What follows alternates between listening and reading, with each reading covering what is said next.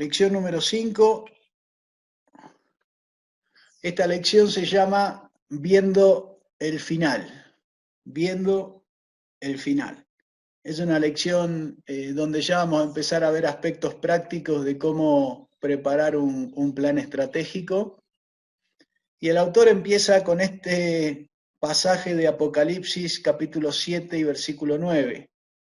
Después de esto miré y vi una gran multitud, la cual nadie podía contar, de todas las naciones, tribus, pueblos y lenguas, estaban delante del trono y en la presencia del Cordero, vestidos de ropas blancas y con palmas en sus manos. ¿Sí? Esta es la figura final de lo que nos espera al cierre de la historia. ¿Cómo termina este trabajo? Bueno, termina con esta figura, con esto que Juan ve, con esta visión que Dios le da a Juan acerca de cómo termina todo este trabajo de la obra misionera, cómo termina este mundo, dónde estaremos algunos y dónde no estarán otros. Y hay algunos elementos bien claros aquí, una gran multitud, gente de todas las naciones, tribus, pueblos y lenguas. El Evangelio habrá llegado, como dice Mateo 24, a cada tribu, a cada pueblo y a cada nación, y estarán delante de la presencia del Cordero, delante del Señor Jesús, alabándole en ese lugar. ¿Por qué es importante para el autor mirar el final? ¿Sí? Bueno, en el lenguaje del autor, él pregunta, justamente cuando empezamos a hacer una tarea y empezamos a pensar en cómo la vamos a hacer, nos preguntamos por dónde empiezo, ¿sí? Y cómo puedo empezar a dar los primeros pasos. Según el autor, muchas personas que están en el ministerio no están dirigiéndose a ningún lado, no han definido sus metas, no han definido qué quieren lograr en el ministerio. Simplemente se levantan un día, están emocionadas y aparecen en la escena sin planear, sin orar, sin prepararse, sin reflexionar acerca de lo que Dios quiere que hagan. Se lanzan a la obra, ¿sí? No tienen idea de cuál es su dirección, hacia dónde están tratando de ir con el trabajo que están haciendo. Y esto evidentemente es un elemento que les falta y que la Biblia claramente muestra que en el corazón de Dios está como una característica clave que ayuda a que nosotros nos involucremos en la obra de Dios. Cuando Dios llama a Moisés, no le dice, bueno, vení, empezá a servirme, no sé muy bien para qué te voy a usar, vos dale para adelante, ponele gana. No es así, la Biblia muestra claramente que Dios llamó a Moisés con un objetivo claro, definido, él sabía qué tenía que hacer, cómo lo tenía que hacer, por supuesto que iba a tener que ejercer fe en ese desafío, pero él tenía claro el qué y el cómo, ¿sí? Lo mismo pasa con Nehemías, cuando Dios le pone la carga a Nehemías de reconstruir la ciudad, Nehemías tiene claro qué quiere hacer. De hecho, cuando el rey le pregunta qué es lo que quieres hacer, él tiene claro qué es lo que va a hacer. Ha orado, ha planeado, se ha preparado, ha reflexionado. Después va a la ciudad y vuelve a planificar la tarea y vuelve a armar los equipos de trabajo y delega las tareas. Vemos que tenía claro el qué y tenía claro el cómo. Y así podríamos seguir, ¿sí? Jesús cuando dice, para esto he venido, Él tiene una claridad de qué está haciendo aquí en la tierra y cómo lo va a hacer.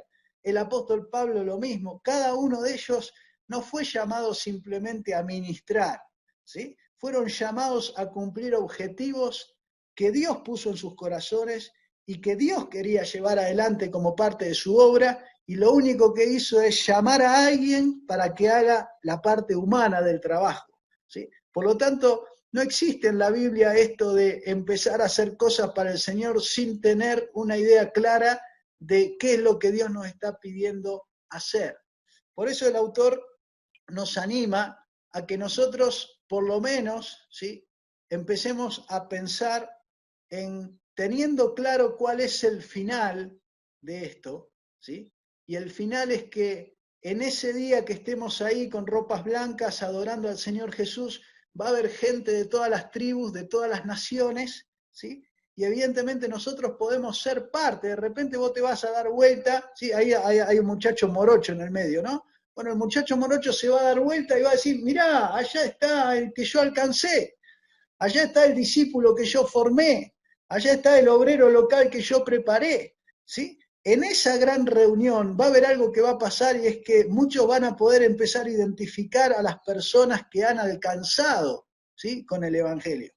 Por lo tanto, para que eso suceda, yo tengo que empezar a definir hoy aquí, en mi realidad, en mi marco de realidad, el qué voy a hacer y cómo lo voy a hacer para yo ser parte de los que van a hacer un aporte a la gente que va a estar en ese cuadro final ahí en el Apocalipsis. Entonces, en esta lección, lo que quiere mostrarnos el autor es algunos elementos, ¿sí?, bien claros que nos ayuden a nosotros.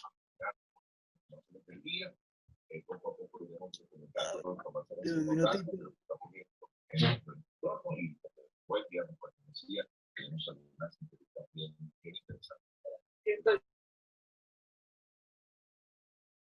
El autor quiere que por lo menos empecemos a pensar en algunos elementos prácticos en cuanto al trabajo que vamos a hacer como obreros o como misioneros o como coordinadores de estrategias. Definir el qué y el cómo es uno de los primeros ejercicios que tenemos que empezar a hacer si vamos a hacer una tarea real en la práctica. El primer elemento es definir el grupo de enfoque, ¿sí? Definir el grupo en el cual vos querés trabajar como obrero, misionero o coordinador de estrategias. ¿Cuál es el grupo en el que vas a trabajar? Puede ser una etnia, puede ser una zona geográfica, puede ser una provincia de un país, puede ser una zona de barrios dentro de una provincia, puede ser una zona que incluya 2 o 3 provincias, pero hay que tener una claridad de cuál es la zona en la que nosotros queremos alcanzar realmente un resultado de plantar iglesias, ¿sí? En segundo lugar, el número de pueblos o comunidades. Tenemos que empezar a hacer el estudio de saber cuántos pueblos y comunidades hay dentro de este grupo de enfoque que nosotros queremos alcanzar. Y en tercer lugar, cuántas iglesias se necesitan plantar en ese lugar, si es que voy a ser un coordinador de estrategias, cuántas iglesias se necesitan plantar en esta zona, ¿sí?, para que las personas de cada comunidad tengan acceso al Evangelio. Estos son aspectos claros que nosotros podemos empezar. De hecho, en el capítulo 5, ahí en el manual, usted va a ver que el autor le dice que usted empiece a completar los campos en blanco con estas definiciones. Si todavía no las tiene, bueno, a orar, rodilla al piso, ¿sí?, a orar, ayunar, pedirle al Señor, Señor, ¿cuál es el grupo donde vos querés que yo me enfoque? Hay que tener claridad acerca de a qué Dios nos está llamando a hacer, ¿sí? Esta claridad es la que nos permite después entregarnos al trabajo con ganas, porque sabemos qué estamos haciendo, pensamos en cómo hacerlo y entonces ahí ya nos entregamos con todo nuestro corazón al día a día a hacer el trabajo necesario, ¿sí?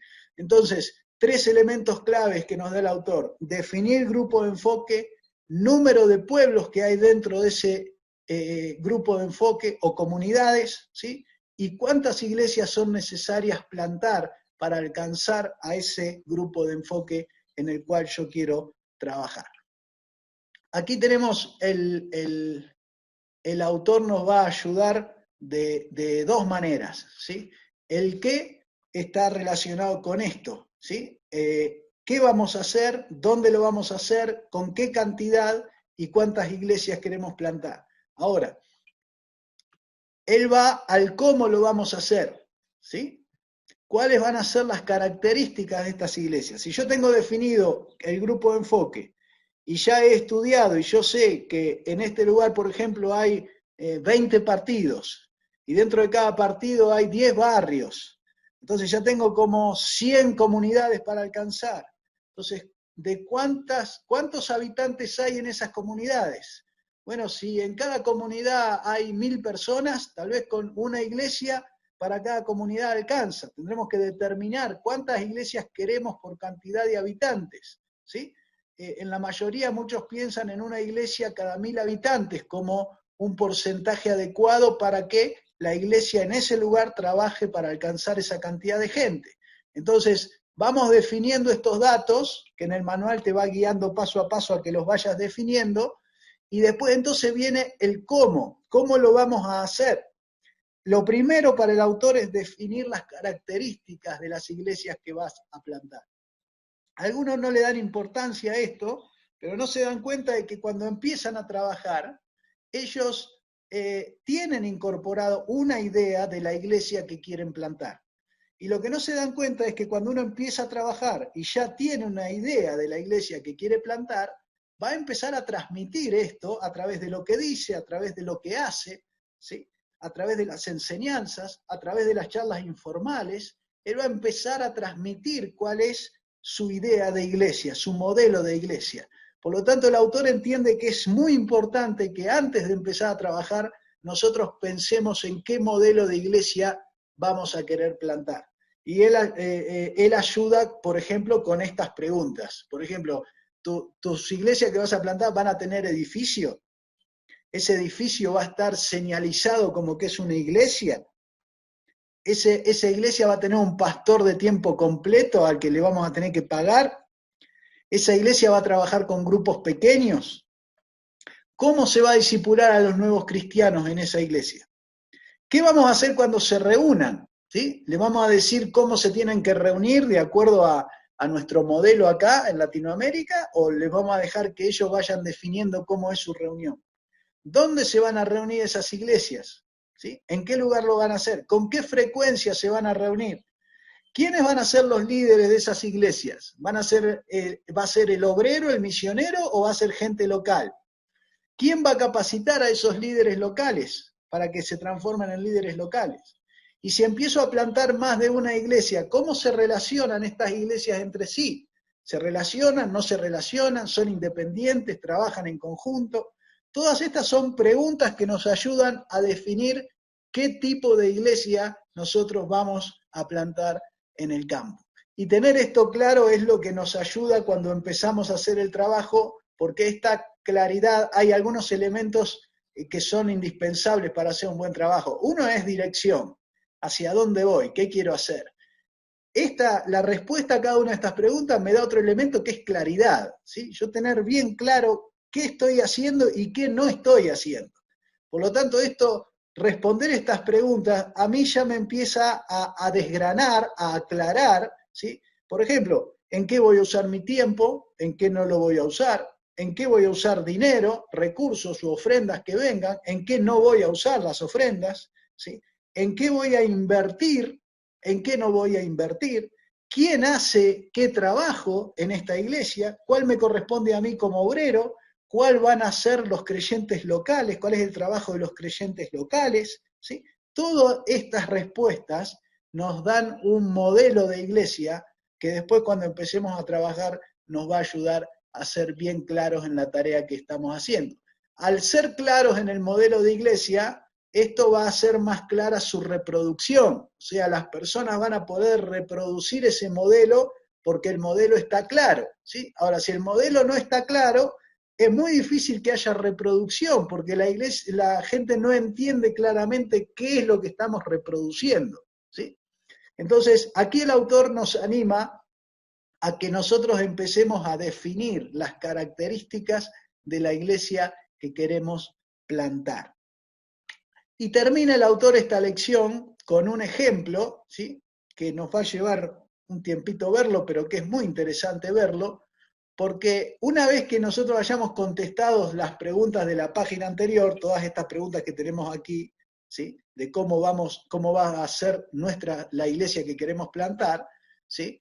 Nosotros vamos a poder escribir una declaración de propósito que incorpore y afirme todas esas respuestas anteriores, ¿sí?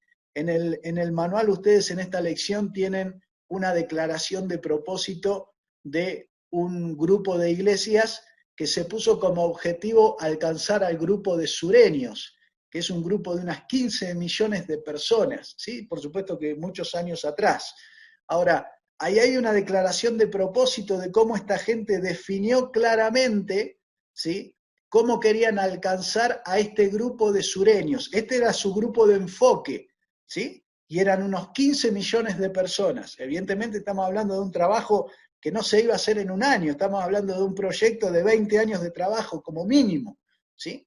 Por lo tanto, aquí hay un enfoque claro de decir, bueno, esto es lo que Dios me está llamando a hacer, alcanzar a los sureños. Esto es solo un ejemplo, ¿sí?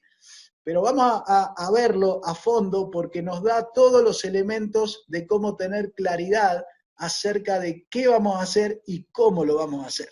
Entonces, ¿cómo fueron? Aquí están los elementos principales de la declaración de propósito de este grupo, que ustedes después pueden ver completa en el manual.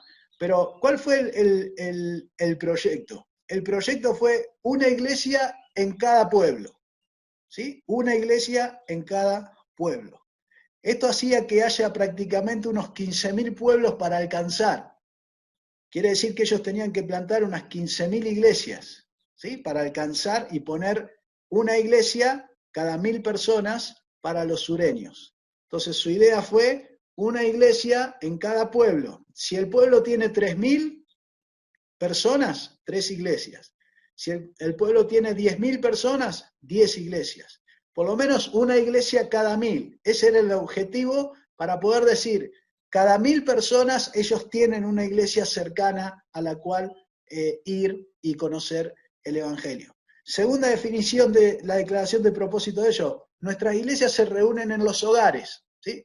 No vamos a construir un templo, no vamos a gastar en edificio, no vamos a alquilar ningún local, ¿sí? Todo ese dinero se va a utilizar para invertirlo en sostener la fuerza de obreros que va a continuar plantando iglesias.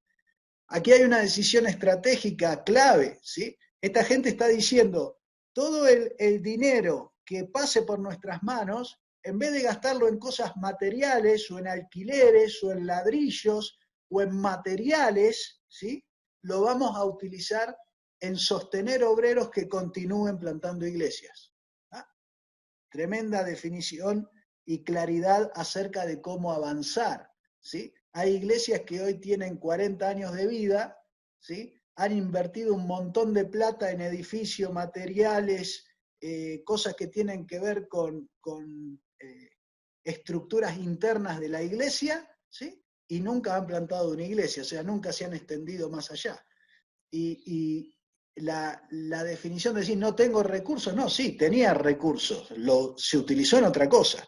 Por eso es muy claro tener en claro con qué idea empezamos, qué es lo que queremos hacer, ¿sí? Porque esto va a definir después las decisiones de cómo usamos los recursos financieros, humanos y logísticos. ¿Cuáles son las características de esta iglesia? Bueno, nuestras iglesias dijeron, ellos van a estudiar la Biblia, vamos a ser discipulados de la gente, vamos a entrenar los líderes, vamos a adorar, vamos a tener compañerismo, vamos a tener santa cena, vamos a bautizar a la gente, vamos a evangelizar y vamos a plantar iglesias, ¿sí? Todo esto estaría normal para todas nuestras iglesias, salvo el último punto, que es, vamos a plantar iglesias. Ellos estaban plantando iglesias que desde el primer día decían, nosotros estamos acá para reunirnos, somos una iglesia, nos reunimos en una casa y vamos a hacer todo esto, estudiar la Biblia, discipulado, evangelismo, tomamos la cena, nos bautizamos, evangelizamos a la gente que está y empezamos a pensar dónde vamos a plantar otra iglesia, ¿sí? Por lo tanto, aquí se está colocando el qué vamos a hacer de una manera muy clara dentro del ADN inicial de esta iglesia. Ellos dicen otra característica, dicen, vamos a usar el método oral. ¿Qué quiere decir? Bueno, que no vamos a comprar Biblia, que no vamos a comprar materiales, que no vamos a usar, no vamos a imprimir manuales, ¿sí? Vamos a usar el método oral para trabajar con la gente. ¿Y qué quiere decir el método oral? Vamos a contar historias de la Biblia, que enseñen verdades bíblicas. Y de esa manera vamos a ganar gente para Cristo, de esa manera vamos a ser discípulos, de esa manera vamos a formar líderes, ¿sí? y de esa manera vamos a educar a la iglesia con historias de la Biblia que enseñen las verdades bíblicas. Esa es la manera que vamos a usar. ¿Y por qué vamos a usar esa manera? Porque la gente local usa esa manera, va a aprender a ser ganada y formada con esa manera, y ellos entonces van a utilizar esa manera con la gente que tengan alrededor de ellos. Esto va a permitir que no estemos invirtiendo dinero en materiales y que la gente de la iglesia tenga una forma unificada, ¿sí?, de realizar todos los procesos de evangelismo, discipulado y formación de líderes. Otra característica, nuestras iglesias van a tener un liderazgo múltiple. ¿Qué quiere decir? Bueno, como en las iglesias del apóstol Pablo, donde la palabra pastores siempre está en plural, ¿sí? No era un pastor y menos pago, era un liderazgo de 2 o 3 personas, ¿sí?, que acompañaba el trabajo de la iglesia, un liderazgo laico, ¿sí? Entonces ellos eligieron esto como liderazgo para sus iglesias. Cada grupo pequeño que se abre en una casa y que funcione como iglesia, ellos van a tener un liderazgo de 2 o 3 personas que son los responsables de esa iglesia en esa casa. No vamos a tener edificio, no vamos a tener pastores pagos. Estoy aclarando por las dudas que algunos se estén confundiendo, que esto es un ejemplo de un proyecto que hicieron un grupo de iglesias para el grupo de los sureños, ¿sí? No estoy diciendo que esto es lo que hay que hacer, estoy diciendo que ellos definieron esto de esta manera, ¿sí?, para su proyecto de plantación. Los recursos se van a usar para plantar más iglesias. ¿Qué quiere decir? Que ellos recolectaban las ofrendas, se levantaba la ofrenda en la iglesia, pero eso iba directamente a apoyar a obreros que estaban plantando nuevas iglesias. Y la estrategia incluía, primero, plantar 100 iglesias en pueblos estratégicos. O sea, dentro de estos 15 millones de personas, ellos ubicaron 100 ciudades estratégicas que las veían con más cantidad de gente, ¿sí? Entonces, primero, la primera etapa de este proyecto era plantar las primeras 100 iglesias en esos 100 pueblos estratégicos. ¿Y cuál era la continuidad? Cada una de esas iglesias en los próximos 20 años iba a trabajar para plantar 150 iglesias cada una.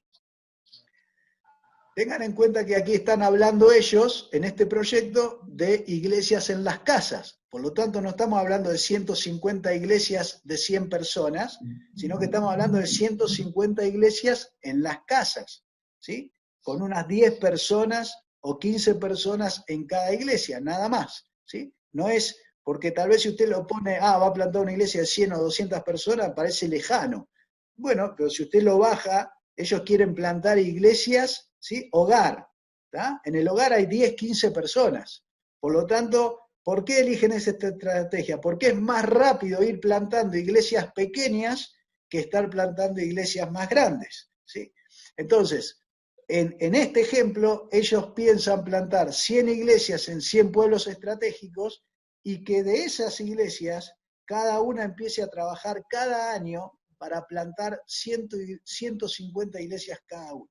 Así van a llegar a 15.000 iglesias, y 15.000 iglesias en 20 años es lo que le va a permitir decir, hemos plantado una iglesia cerca de cada 1.000 personas. Con esto estaríamos alcanzando a los sureños. Los sureños tendrían una iglesia cerca donde conocer el evangelio, cada 1.000 sureños tendrían una iglesia cercana a ellos.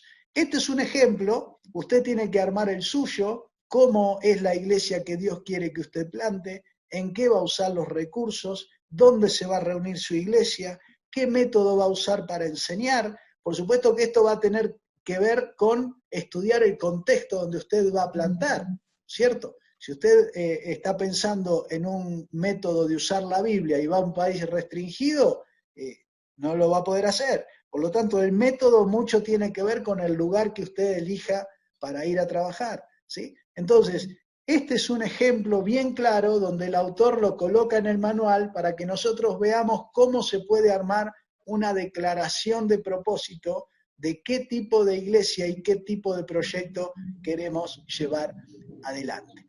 Por lo tanto, tenemos en este capítulo 5 el desafío de definir el qué vamos a hacer con nuestro ministerio, con nuestra vida, el cómo lo vamos a hacer, qué tipo de ministerio vamos a llevar adelante, qué vamos a enseñar y qué queremos reproducir, ¿sí? Y de esa manera hacer nuestro aporte a este momento, tercer paso final en la historia, que es que cada uno de nosotros, como persona, como grupo, como iglesia, como denominación, como asociación de iglesias, ¿qué es lo que hemos hecho para aportar a ese momento final? ¿Cuál ha sido nuestro qué y cuál es nuestro cómo? ¿Sí? Si nosotros podemos definir esto, y el manual es bastante claro en esto porque nos va haciendo las preguntas una por una, y evidentemente nosotros podemos ir contestando en oración o charlando con nuestro equipo de trabajo cómo definimos qué vamos a hacer y cómo lo vamos a hacer con este capítulo 5, ¿sí? Y eso nos va a ir dejando en claro ya cómo nosotros vamos a contribuir en la Gran Comisión, cuál va a ser nuestra parte en la Gran Comisión. Lo peor que nos podría pasar es estar en ese momento final, ahí con el Señor y empezar a mirar para todos lados y ver que toda esa gente está ahí porque la alcanzó otro y nosotros no alcanzamos a ninguna, ¿sí? Bueno, eso quiere decir que hemos usado nuestra vida con un propósito no definido, que no hemos puesto nuestra vida claramente detrás de un objetivo concreto que ayude a un grupo de personas a llegar a ese momento final. Esto evidentemente sería triste que yo no encuentre a nadie ahí y pueda decir, mirá, yo a él lo alcancé, a él lo discipulé, en el barrio de él plantamos una iglesia, ¿sí? Encontrar ahí en ese momento a la gente que hemos ayudado a llegar a ese momento, es evidentemente lo que le va a dar también un valor muy especial a ese momento, porque vamos a poder cerrar en nuestro corazón, ver en vivo, experimentar cómo Dios ha utilizado la vida que nos ha dado, esta vida que tenemos hoy. Yo tengo 53 en este momento. Sueño con hacer mucho más en el tiempo que Dios me dé. ¿Sí? ¿Vos qué estás soñando? ¿Qué estás soñando? ¿Cómo vos vas a participar? ¿Cuál va a ser tu qué y cuál va a ser tu cómo? Para que vos puedas ayudar a que alguna comunidad, alguna etnia, algún barrio, alguna provincia, alguna ciudad, ¿sí? La gente de ese lugar esté ese día final en ese lugar y vos puedas ver que Dios te usó tu vida, tu tiempo, tu esfuerzo, tu trabajo, tus capacidades, Dios los usó para que esa persona pueda estar ahí en ese lugar disfrutando de la presencia del Señor Jesús. Esto evidentemente le da propósito a nuestra vida, esto evidentemente nos da ganas de enfocarnos y de ver qué es lo que Dios quiere hacer a través de nuestra vida, y cada uno tiene por delante evidentemente una decisión que tomar acerca de cómo va a poner en práctica esta lección número 5, mirar el final, orar por el qué, definir el cómo y entonces entregarnos con toda nuestra vida, con todo nuestro ser, a servir al Señor en eso que Él nos ha indicado.